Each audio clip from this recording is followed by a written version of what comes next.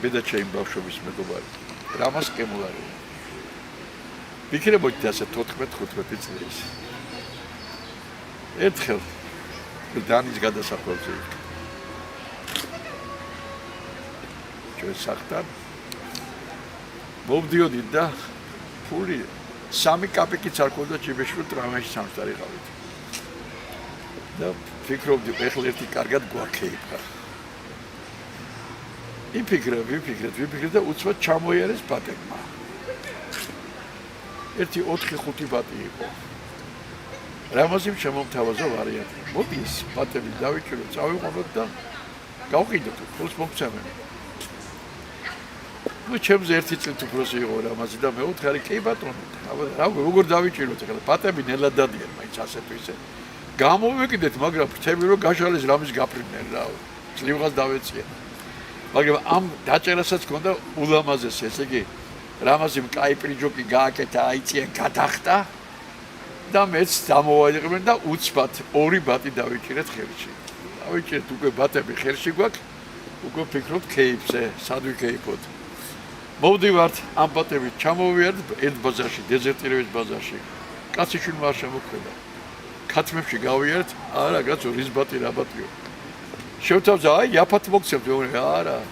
მეორე ბაზარში გადავიედით, მერე ესეც კოლმეურების მოედანზე იყო და იმ ბაზარშიც არ გვიხსნა და მერე ერთმა იქვე კაცი იყო. აი ახლა ახალთ ამ მოედანზეო და იქითო წყლებს რო ყიდიანო, ერთი ებრაელი კაციო და ებრაელები ჭამენო ამ ინდა იმ ბატის ხორცაო. ისინი აწნილებენ თუ რაღაცას უკეთებენ. ხო და მოგვიხსნა ეს. ვიფიქრეთ და გაგვეშვა რა ეს ბატები უკვე დაგუღალე ის მძიმეები. ხო და მივედით და წყალს ავსვავთ, ხმას არ ვიღებთ არაფერი, ამ კაცთან მივადექით. ეს კაცი უყურებს ამ ბატებს. უყურებს და მერე ჩვენ გვუყურებს. გაუკვირდა მოკლედ. მოგეწონა მეთქი ვიდა ჩემო ეს ბატი. რა გინდა თუ უნდა გაყიდოთო? ყიდით მეთქი ხო მე უთხარი და იყიდით მეთქი და მოკლედ ვივაჭრეთ და რაღაც ნახევარ ფასში რა ზღირდა ის აი ეს ნახევარ ფასში თუ უფრო დაკიდე ნაკლებად, მაგრამ ის ჩვენ ყოფნიდა საკეიფოთ. გადაგვიხადა ფული, სულ ცეკვი წამოვედით იმ დღეს თითო ბოთლი ღონიო დავიდგით. აი მწვანეც დავაყოლეთ, გემრიელად ვიკეიფეთ და ეს კურიოზი დამრჩა მთელ ცხოვრებაში. დავებადე თბილისში. მეორე მსოფლიო ომამდე 9 წლით ადრე. ცხოვრობდით პლეხანოვზე, კინოამირანის შენობაში. 3 ოჯახი. დედაჩემი სულ კინოში მეძებდა, იმიტომ რომ კინოს ყველას ვიცნობდით ადმინისტრაციას და ერთ ფილმს ვნახულობდით ხოლმე რამოდენიმეჯერ. ვიყავით 4 ძმა და 1 და მე ვიყავი ნაბოლარა. ვახოს ქუჩაზე საერთო იტალიურ ეზოში ცხოვრობდით, სადაც არაჩვეულებრივი მეზობლები ყავდა და არაჩვეულებრივი ხალხი ცხოვრობდა. 11 წლის ვიყავი, როდესაც მამაჩემა გვიყიდა პიანინო სახში. ეს პიანინო უბრალოდ ჩემ დასუყიდა და უთხრა რომ აი ეს პიანინო შენიო და რო გათხოვდები თან წაიღებო და მართლაც ჩემ და რო გათხოვდათ ეხლაც ამჟამადაც უდგას მას. მე რამოდენიმე კვირაში, სულ 2-3 კვირაში შევისწავლე დაკვრა და ჩვენ სახში იგრებოდა მეზობლები, სახში ტევა არ იყო, მთელი ბიჭები შემოდიოდნენ და მაწყობდით სიმღერებს და მღეროდით. პერიოდში დამემკვიდრდა რამაზი კემულარია, რომელიც სწავლობდა მუსიკალურ სკოლაში ვიოლინოს განხრით და არაჩვეულებრივი სმენა ჰქონდა. მან მირჩია რომ შემესწავლა კლასიკური მუსიკა. დაუჯერე მას ჩასაბერ საკრავზე ჩაობარე გამოცდები. მუსიკალურ სკოლაში მიმიღეს, სადაც 7 წელიწადი უნდა მესწავლა. და 2 წელიწადში გავიარე ეს 7 წლის პროგრამა და შემდეგ ჩავაბარე მუსიკალურ სასწავლებელში. რო ჩავაბარე მუსიკალურ ტექნიკუმში, ისეთი პროგრამა მქონდა, რთული პროგრამა, რომ პირდაპირ მეორე კურსზე დამსვეს. მეგობრების წრეში ყოველთვის უკრავდი და მირჩიეს რომ სკოლაში ჩამომეყალებინა ანსამბლი. შევაგროვე ბიჭები, სკოლის ბიჭები, გამოვაცხადეთ კონკურსი და ჩამოვაყალიბე ბიგმენდის ჯგუფი. აქ იყო გიტარა, როიალი, ბას-გიტარა, მე კლარნეტზე ჩასაბერზე უკრავდი, აკორდეონიც ჰქონდა, დასარტყმელი საკრავი და ამ ბიგბენდით ჩვენ ჯერ სკოლაში ვატარებდით კონცერტს 24 საშუალო სკოლაში. შემდეგ კი სხვა სკოლებში დავდიოდით და საახალწლო შოუებში გამოვდიოდით და ყველამ გავგვიხსნო ქალაქში. მამაჩემმა გადაწყვიტა სადმე ნაკვეთი აიღო და აეშენებინა სახლი. და წავიდა გლდანში და დაიწყო მშენებლობა. მე ამ დროს ვიყავი უკვე 13-14 წლის. წამიყვანა სამუშაოდ. ნუ ერთი დღე მივეხმარე, მეორე დღე მივეხმარე. მე დრო არ მქონდა, მამაჩემი კი მაიძულებდა რომ მე მოსალყოფილიყავი მშენებლობაზე. ტიალ მინდორში არაფერი იყო, ეგ არა. მეუბნებდა რომ ღამე დავრჩეთ და შენ დარჩი და მე ვმუშაობ და შენ მიხედე ამას. მამაჩემ რომ დამაკენა არჩევანის წინაშე ან შენი მუსიკა აირჩიე და ან კიდევ მშენებლობაზე იყავი აქაო, ეს ამ სახს შენ გიშენებოდა, ეს ყველაფერი შენიაო. მე ვარჩიე მუსიკა, ვარჩიე ხელოვნებისკენ ცვლა, რომ არ შემეწყვიტა და გამეგრძელებინა ჩემი სწავლა განათლება. ამის გამო მომიხდა მე გადმოსვლა დიდუბეში იმ პატარა ოთახში, სადაც მე და ჩემი ძმა ვიყავით და ჩემი და დედაჩემი კი ხან გლდანში იყო ხანი. ჩემი არჩევანი მამაჩემმა ძალიან უარყოფითად მიიღო. არ მოეწონა ამას ჩემი არჩევანი. იმიტომ რომ გამოვაკლდა ესეთი მუშის ძალა იმის გამო რომ ცხოვრება მკაცრი იყო და მამაჩემმა შეწყვიტა ჩვენთან მატერიალური კუთხით ურთიერთობა, ისე არ შეუწყვეტია. მე გადავედი ღამის სკოლაში და დავიწყე მუშაობა პარალელურად. მიუხედავად რომ იმ პერიოდში ძალიან მკაცრად იყო აკრძალული ჯაზი და ჯაზს გვიგრძალავდნენ, ესე იგი, აი კომპოზიტორებიც რო წერდნენ, ყოველთვის თუ რაღაცა ისეთ აკორდს როდესაც ნაწარმოების განხილვა იყო, აი ესეთი აკორდი შეხვდებოდათ, რომ ცოტა ჯაზური ჟღერადობა ქონდა, ვიხსნიდნენ ამას. მუსიკალურ სკოლაში ვიკრიფებოდით კლასში ჩუმად ბიჭები. მე რო ჩამოვთვალე და კიდევ ერთი ჯაზმენი ყავდა ლერი მღებრიშვილი, არაჩვეულებრივი კარგი ბიჭი. და უკრავდით ჯაზებს, უკრავდით ეს ყველაფერი ჩუმად უკრავდით, არ გაეგონათ გვერდით კლასში. თორე შემოგვიცუდებოდა, გვეუბნებოდნენ რა ამბავი აქ, აბა დაიშალეთ ახლა და ისე გვიყურებდნენ როგორც ბურჟუებს. აი გავიდა შემდეგ პერიოდი და გამოჩნდა გპ-ის ჯაზი.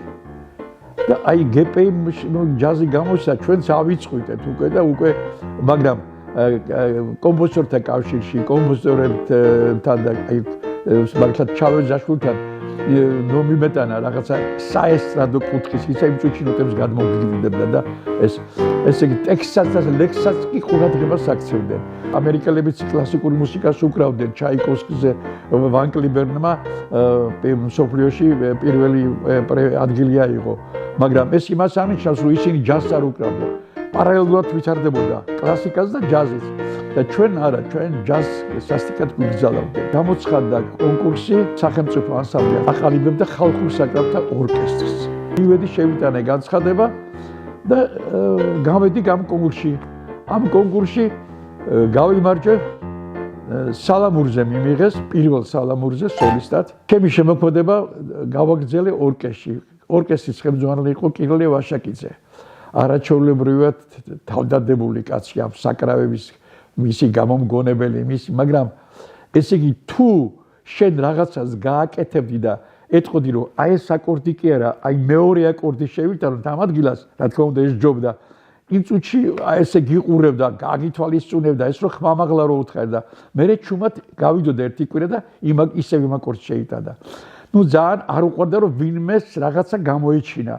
არა და იმ პერიოდში გავაკეთე მარებელის ვარიაციები, გავაკეთე ცხენოსურის ვარიაციები და რაღაც არანჟირებები გავუკეთე ძალიან ბევრი და უცბად ამოტივტივდა ჩვენი ორკესტრი. მაშინ ანზორ კავსაძე იყო და უკვე დაგვაყენეს შემოვედით და ორკესტრი მოეწონათ სულ და გაჩუმებული ვარ, ხმისამოღების უფლება არ მაქვს მე რომ არავინ არ ეკითხება ყოჩა ბატონო კირილე ალექსანდროვიჩ ეს რა კარგი შეგძლებია და აქებენ კირილე ალექსანდროვიჩ და ფაქტურად ის არანჟირებები ჩემი გაკეთებული იყო. დაიწყო ჩემი ცხოვრება სახელმწიფო ანსამბლში მუშაობდი 5 წელიწად. იქ მუშაობდა ქორეოგრაფი ჯანო ბაგრატიონი. და თქვენც არ მოიდგინეთ 88 კაცი იყო სახელმწიფო ანსამბლში და ყველა შესანიშნავად ღეროდა თავის საქმეს აკეთებდა, მაგრამ აი ფორტეპიანოზე დამკვირველი იმ პერიოდში არ იყვნენ. ანუ ორი თითით რაღაც სამი თითით ჯარომ ერთხელ დამაკვრევინა კონცერტის წინ რაღაც ჩემთვის დავჯექი უკრავდი ორჯერ სამჯერ და მერე ყოველ კონცერტის წინ დამიძახებდა ადამ ხარაჩაიმში ჩოხა მოდიო. დამაჯერდა და ესე იგი აკომპანიმენტს უკეთებდი და უკრავდი. იმ პერიოდში დავწერე საბავშვო პატარა ვალსი, არაჩვეულებრივი ვალსი. ისეთი კოხდა და ესე იგი დავესეოდნენ შენი ვალსი და უკარი ვალსი და იმ ვალსს მაკრევინებდა. პიონერთა ბანაკში მუშაობისას რჩებოდა საკმაოდ დიდი თანხა. მაგრამ ეს იმას არ ნიშნავს, რომ ბავშვებს რაღაცას ვაკლებდეთ. ბავშვები შესანიშნავად გრძნობდნენ თავს, კარგად ისვენებდნენ, მშობლებს უხაროდათ, გასუქებულები, კარგ ფერზე მოსულები მიყავდათ. და პიონერთა ბანაკი ყოველთვის იყო შევსებული, მაგრამ ეს თანხები, დაგროვილი თანხები, ნაწილი სხვასთან მიდიოდა, ნაწილი რჩებოდა პიონერთა ბანაკის დირექტორთან. პიონერთა ბანაკებიდან დანატოვარმა თანხამ მე დიდი სიმდიდრე მომაპოვებინა. ეს სიმდიდრე ეწინააღმდეგებოდა ეკლესიურ ცხოვრებას და მე გადავწყვიტე, რომ წამოსულიყავი პიონერთა ბანაკის დირექტორობა, მიმიტოვებინა ეს სამსახური და მეცხოვრა ისე, როგორც სახარებაშია ნათქვამი და როგორც ეკლესია გვიქადაგებდა. ვინაიდან გავხდი ეკლესიური და ჩემი ცხოვრება შემოტრიალდა 180 გრადუსით, მე ავირჩიე უფრო მოგრძალებული ცხოვრება და დავტოვე მე პიონერთა ბანაკის დირექტორობა და მის გარეშე გავგრძელე ჩემი სამუშაო. ყოველ ჩემი საქმე ყავდა კონტროლზე აყვანილი. ნუ რაც შემეძლო, ეს ძალიან ძნელია ამაზე ლაპარაკი, მაგრამ მოწყალების გაღება იყო, თუ კეთილი საქმეების გაკეთება იყო. აი, ამით შევიცვალე მე ჩემი ცხოვრება. ამით შემდეგ მოხდა ერთი ინციდენტი. მუშაობდი ელმომშენებელ ქარხანაში, სამხატვრო ხელმძღვანელი ვიყავი, სადაც მყავდა ანსამბლები, მაშინ ახალი შემოსული იყო ქსეროქსი და ფსალმუნები და ეკლესიური ლიტერატურა არ იყიდებოდა, ძალიან ძნელად იშოვნებოდა, არ იშოვნებოდა. თხოვე ცოტა ხნით ქსეროქსზე გადაღებული ფსალმუნი და წავიღე ჩემ ქარხანაში, თხოვე იქ რომ ქსეროქსი ჩემთვის ფსალმუნები გადაეღოთ და დავპირდი რომ პატივს ვცემდი. ნუ გადამიღო იმან ეს ქსეროქსი ზე ფსალმუნები და გავიდა რაღაცა პერიოდი და მიბარებენ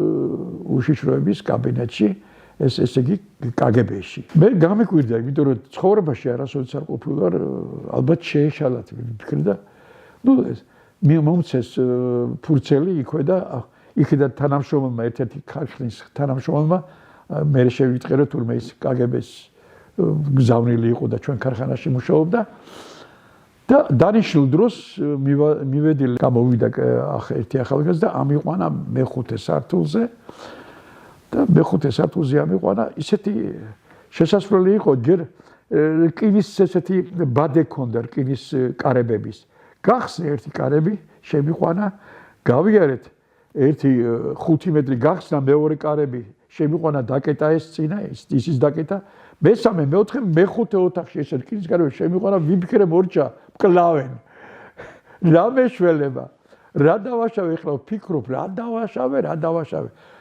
არა რაც ეკლესიური ცხოვრება დავიწყე არაფერი არ მომიპარეა კაცო არც მიქურდია ისედაც არ ქურდობდი მე ხო და შემიყვანეს დამსვეს შეავსეს აბა სად ცხოვრობ როგორ ცხოვრობ რითი ცხოვრობ უკვე თითქმის ყველაფერი იცოდნენ ეკლესიას რომ მივედექ ეკლესიაში რას აკეთებ გალობ მე უთხარი ვაკე ჩვენი პატიაკი თურმე რო ვაკებ იმათ კი არ ვაკებ იმათ ძულდა მე კიდე ვაკე აბა გითხარი ახლა ფსალმუნები როდის გადააბეჭდინე ქსეროქსით როდის გადააღებინე ო დარჩეს ხო თავში მომეშვა ცოტა ახლა მე ვფიქრე რა უნდა მიქრა ფსალმუნები გადავაქსეროქსებინე ჩვენ შეგვიძლიათ რომ დაგაპატიმროთო თქვენო იმიტომ რომ პარტიის წევრებს სასტიკად ეკრძალებათო ხო მიფიქრე დავდუმდი ახლა ტირილი არ დამიწყია მაგრამ სახე შევიცვალე დავღონდი ჩვენ ამ საქმეს გამოსწორება შეგვიძლიაო ცხეთის სასულიერო სემინარიაში ჩვენ მოგაწყობთო დაიწყეთო გალობლის მასწავლებლათო და ცოტა ინფორმაციებით მოგვაწოდეთ რა ხდება იქითო თუ არა და გელოდებათო სასამართლო და სასამართლო რაც გადაწყვეტსო არ ვიცითო ეს ციხე იქნებაო თუ მიჯება იქნება ტელევიზია გადაგიღებთო ვინ გვარცხვენსო გამოგიყვანთო და ასე შემდეგ და ასე შემდეგ.